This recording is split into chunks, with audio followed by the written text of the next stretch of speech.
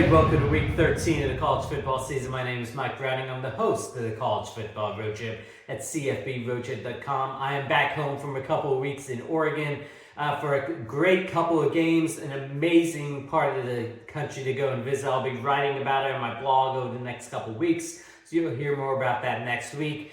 In the meantime, it's hard to believe it's the last week of the regular season. It's been a great season so far. Still a lot of opportunities for conference championship games next week. With all that said, let's go ahead and jump into this week's picks. We're going to start off with some Friday night games. Our first one is going to be out in the Mountain West. We have Air Force traveling to Boise State. Both of these teams are still in the running for the Mountain West championship game next week. Obviously, you need to win this game in order to do that.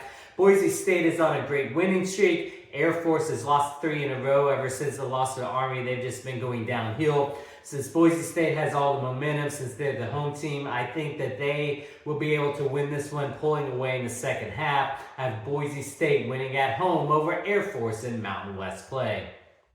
Next, let's go to an American matchup. We have UTSA traveling to 23rd ranked Tulane. Both of these teams are undefeated in American play, along with SMU. The winner will obviously make it to the championship game. The loser will have to hope that SMU loses. They still might not be able to get in that circumstance.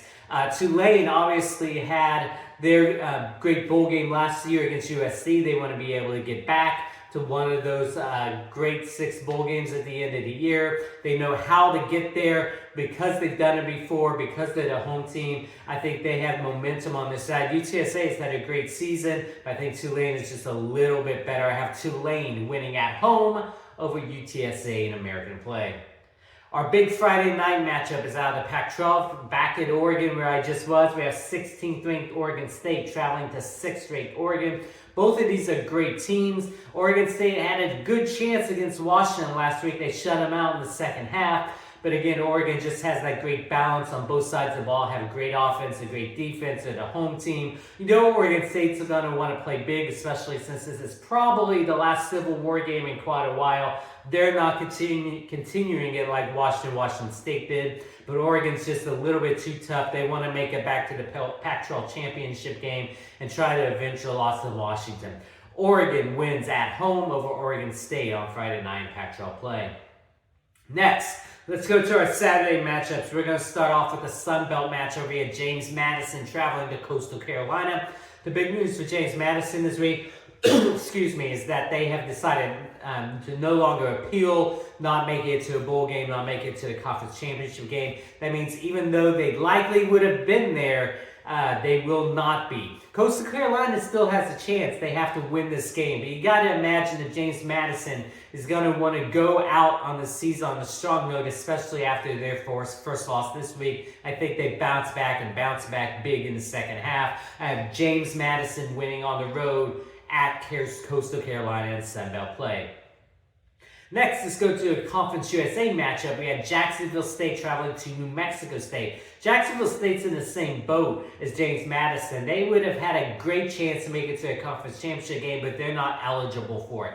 So we already know it's Liberty against New Mexico State next week. Jacksonville State, just like James Madison, is going to want to end their season on a good note. New Mexico State really doesn't have much to play for. They're in the championship game next week, whether they win or lose. I think that means Jacksonville State's going to be able to pull off a win in this one. I have Jacksonville State winning on the road at New Mexico State.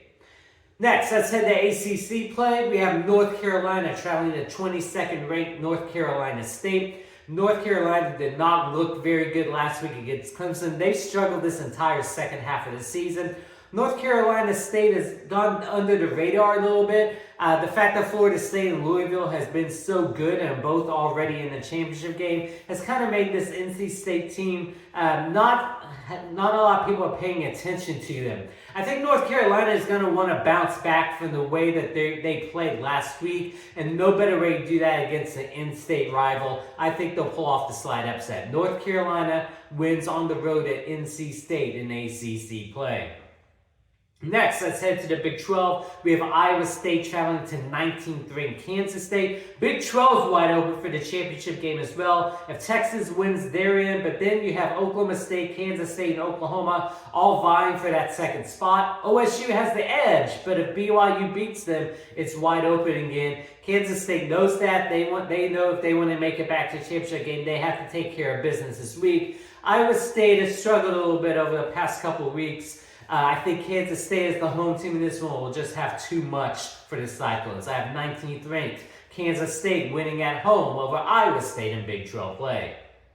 Next, let's head to the SEC. We have Texas A&M traveling to 14th ranked LSU. The big question on this one is, what is A&M playing for? Now that Jimbo Fisher is gone for the year, will they rise up and try to end the season on a good note, or will they just fall and collapse? LSU's a decent team.